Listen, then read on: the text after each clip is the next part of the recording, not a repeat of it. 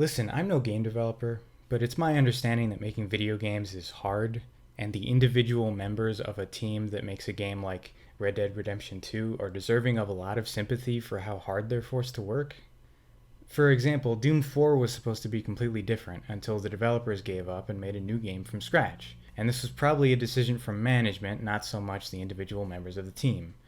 People who work in games, the individual people, have too often found themselves in this calamitous position where they work on one project for years, only to have it deleted and trashed at the last minute. And I can only imagine what it feels like to go through that. But even if developers aren't worrying themselves about a statistically rare catastrophe like the cancellation of Doom 4, my point still stands. Making video games is hard. It's hard because making anything is hard. Even making something as simple as one YouTube video can be almost insurmountably difficult for somebody as clueless as I am. My point is, I have a tendency to be very precious about my creative endeavors. And that attitude of preciousness is something I've used in the past to justify giving up on myself before I've had so much as a chance to create. Even a single YouTube video can almost be overwhelming if you're afraid to take a creative risk. And that's a big part of why I was gone from this channel so long. I've been away from this channel for 2 years because I made the mistake of wanting this channel to be perfect instead of wanting it to exist. My brother and I, who are collectively known as To Games That May Concern, used to make videos for basically 3 reasons. 1, we did it in order to talk about one of our favorite hobbies. 2, the videos were an excuse to spend more time together as brothers. And 3, we had the best comment section on the internet. But in my constant fight with my own mental state, which most of the time is a hateful internal fog that reminds me constantly that my own interests are uninteresting and nothing can make me happy, I steadily lost the motivation to continue this channel. Our absence for 2 years was largely my fault, or more specifically, the hiatus happened due to my lack of self-respect or something. And who knows, maybe my lack of self-respect or something will never stop sabotaging my creative efforts. But with this one video, I hope I can teach you something, and maybe, if I'm careful, I can learn something. You're watching To Games That May Concern, and this is how Arthur Morgan confronts real empathy. Okay, so I want to talk about Red Dead 2, but if there's anything I understand about YouTube, it's that Google search results are replacing professional interviewers, and pain is a form of entertainment. So I think I'll start at the beginning, and you can see exactly how much pain I've been in as I tried to find the self-confidence to write this video. I thought I wanted to make a game review that was, as if by a miracle, simultaneously confronting the shape-shifting complexities of real life. But it turns out that's just not possible. Well, I think I've learned my lesson. You can't just mix 2 wildly discrepant ideas like God of War and Cooking Mama. Holy shit. Okay, but even if that would admittedly sound like a state-of-the-art and groundbreaking combination at first, a game like that would inevitably just be canceled halfway through development. And while it might be tempting to make a game that combines, like, Sonic the Hedgehog and, I don't know, Final Fantasy VII, there's no chance in hell it would even be made and released. No, that's Sonic Adventure. That's a real game, isn't it? Yeah, that game came out in real life. Look, whatever, I'm going off topic again. I can't keep doing that. I already know what happens when I go off topic. Okay, let's get back on topic. From now on, for the remainder of this video, I will be delivering a completely clean and objective review of the cowboy game that only states the facts. For my audience of non-partisan gamers ages 18 to 29, as is your God-given right. Oh wait, I shouldn't mention rights, that's not ad-friendly. Let's start over. Okay, listen, whatever I do, I will not mention Sonic Adventure again. There's no reason to. I don't know if I can stay completely on topic, but at least I can do that, right? This video is about Red Dead 2, and nothing else. Red Dead Redemption 2 has maps to buried treasure. The hope is that you'll find buried gold at the end of this trail, and admittedly that was the incentive I needed in order to be convinced to travel this much in a genre that usually prides itself on eliminating the need for travel altogether. But upon reaching what I was looking for, even though I had been rewarded with a shiny brick, I didn't feel like the gold was what I desired most from these treasure hunts. Although I was comfortable telling myself I was doing this for the money, these side missions were the slowest I'd ever ridden my horse, as if the ride itself was all I cared about. I casually trotted through relentless detours, admired the richness of the land and all of its capricious minutiae, and developed a fondness for even those pesky and overlong animations everyone complains about. I really began to enjoy and appreciate the feeling of being embodied through this character rather than controlling him like an action figure or an RC car. He didn't move as fast as I wanted him to, he moved at his own pace because Arthur is, at least within the fiction, a real person. I guess my point is, it was a pleasure just to be looking closely at a game again. Reviewing a game tends to make my experiences of that game easier to appreciate and remember due to the extra attention the review process demands. Every detail can feel like yet another incentive to think on a diagnosis, to understand what all this is and why it works so well. Each square foot of land is practically worth reviewing on its own in this game because the graphics and presentation of Red Dead 2 almost achieved the unachievable, making an illusion so convincing that it doesn't feel like an illusion for long stretches of time. But I have to admit that the conversation around graphics is one of the most bittersweet topics of game development when I let myself think about it for too long, especially in games that cost mountains of money to make like this one, because whenever a game has a huge budget, there are usually artists being overworked in the pursuit of a return on investment, and in some cases those artists are being taken advantage of. The unnecessary photorealism of big budget games can be a stupid marketing gimmick on paper. It's still a gimmick after all that effort, though, because the best contribution that such a detail could hope to achieve, the horses have realistic testicles that are fully animated, would be monopolizing a level of detail that smaller development teams simply don't have the labor force necessary and or the labor exploitation necessary to compete against. Therefore, much like when a horse's balls shrink as it enters a colder climate, fancy graphics are a weird flex. I mean, if you think about it, making other people do your dirty work and reaping the benefits afterward is a lot like those numerous occasions when Eggman stole the Chaos Emeralds only after Sonic and his friends did the hard work of finding them. Man, I love that game. You know, if it weren't for all those Big the Cat fishing levels... Is that a hit? Sonic Adventure would be one of my favorite games. Hey, wait a minute! I'm doing it again! How did that even happen? Sorry, it won't happen again. Please enjoy the rest of my game review. If the shape and texture of the environment is defined by graphics, then everything else in the environment is defined by game design. And I've rarely seen a game whose game design is more divisive than Red Dead Redemption 2. Speaking of the horse, it has a maximum whistle range and can't hear you if it's too far away. I mean, it doesn't make the game more convenient, certainly doesn't make it more fun, but Rockstar has placed realism far above convenience or fun. Jim has some harsh words to say about the game design, and his criticisms don't stop there.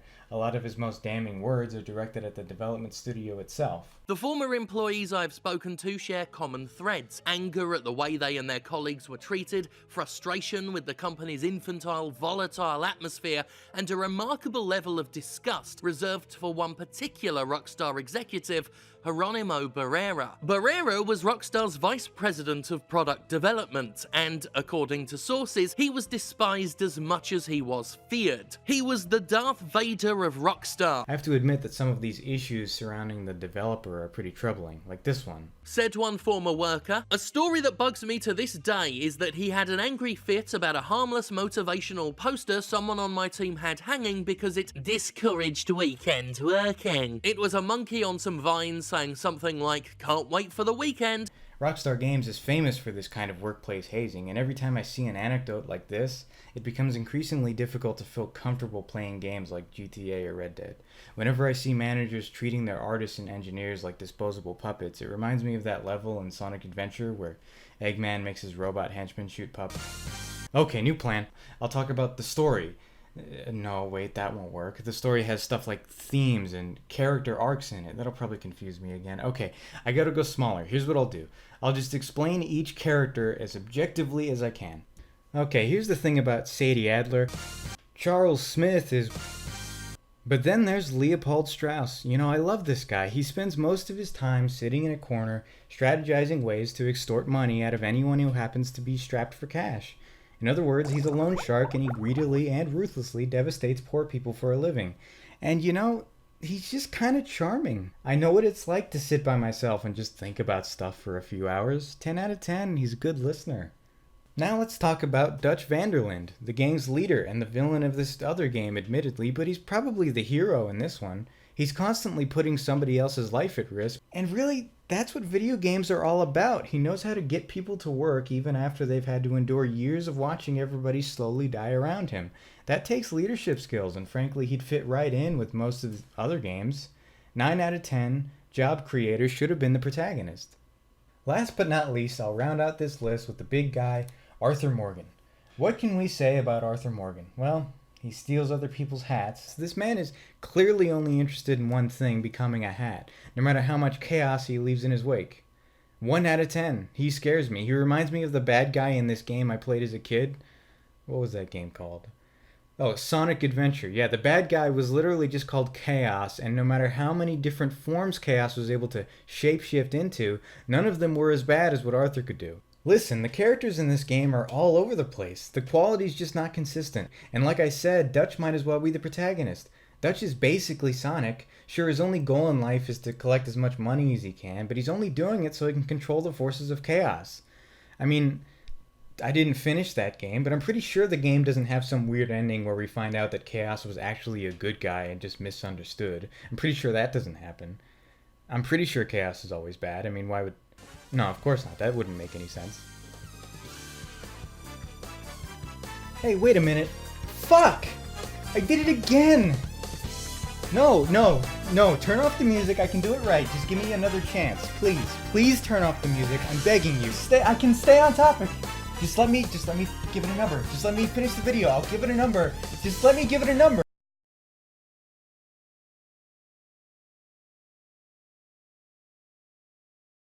There's a reason I present so many things through comedy, and it's not just because I think it's funny. Though I do think it's funny. Jokes aside, though, presenting my lived experience through comedy has always been my comfort zone. I would rather entertain people with humor than expose them to the real me behind it. Who I am is always changing, and I think that's why I find life in general, especially the most personal parts of life, so confusing to talk about. I spent months trying to figure out why I was making this video, because I'm always questioning and second-guessing the instincts that make me an individual. I'm the kind of person who likes to blame myself for all the world's problems, and conveniently, that makes me a natural team player. While I do enjoy being a helpful and cooperative person, the real reason I work so well with a team is that I'm constantly trying to prove my worth. I don't exactly have leadership skills, so to speak. And as you can well imagine, I'm not someone with a lot of money. The kind of job that suits me best is the kind where I have the least amount of control over how the work gets done. As a result, I gravitate toward minimum wage labor, like a lot of people.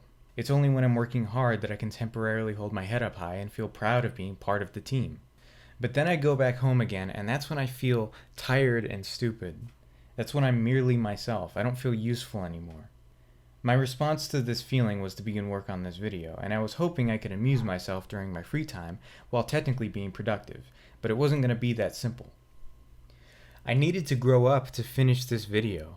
I was alone when I made this video, and I felt alone every step of the way. I felt unimportant because I wasn't part of a team. I felt like I was doing something real, but only real to me. Loyal people are agreeable and pleasant to be around, but sadly, people like me are also the most easily exploited type of person. As the story of Arthur begins, he likes to hide behind the objective concept of loyalty, and does whatever he's told even when he subjectively believes it's wrong.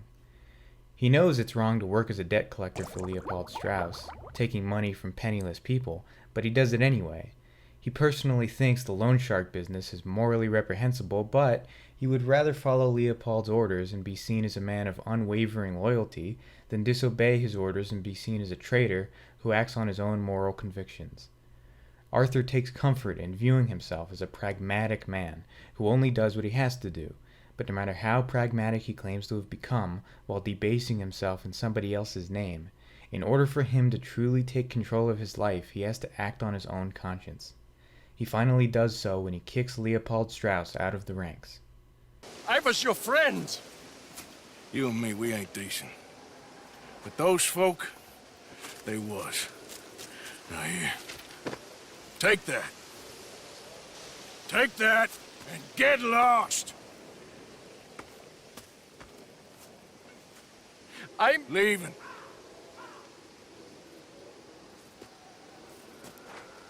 Although this game is about criminals, it isn't always about crime, which is why Leopold Strauss and his perfectly legal loan shark business are interesting. The Strauss missions teach Arthur that empathy is more important than the bottom line. They illustrate the idea that injustice isn't strictly a matter of committing crimes, it's about neglecting to do the right thing. In the end, Arthur had to decide who he was, not simply let the status quo decide for him.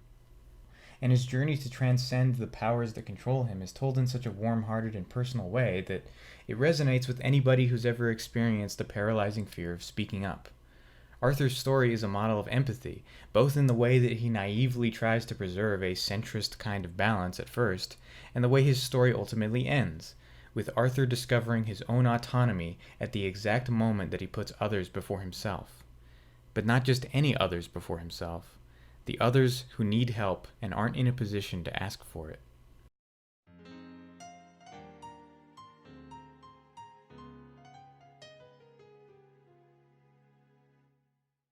I just wish that the studio responsible for producing such a rare expression of empathy would do better to practice that same thing in its own workplace. The artists, designers, and programmers directly responsible for telling Arthur's story shouldn't be discouraged from living out the morals of said story. The developers at Rockstar or any company, all of them real people with real lives, could benefit from the kind of empathy exemplified by the fictional hero of their own game. And the management at Rockstar shouldn't just do this to avoid hypocrisy, but more generally to avoid taking advantage of people who just want to make a living as creators. Because when any company takes advantage of the one and only source of vitality it has, its own labor force, it's not just being a made-up bad guy, it's being a real bad guy. As if real employees mean nothing, as if labor ethics mean nothing, and neither do the lessons of their own fables. I think every halfway decent person has, at one time or another in their life, tried to impress the wrong people and prove their worth for the wrong reasons. Arthur, imaginary as he may be, is one of those people. I'm one of those people, and I think the pattern of good people being exploited comes from a misunderstanding of what empathy is good for. Empathy is not about pandering to everyone equally. It's about considering people your equals while distinguishing between those who gratuitously demand your labor and those who need it. Empathy is about understanding people, not obeying. Empathy is subjective. And when Arthur taught me that, I felt gratitude not only toward him, but more importantly the workers who brought him into existence.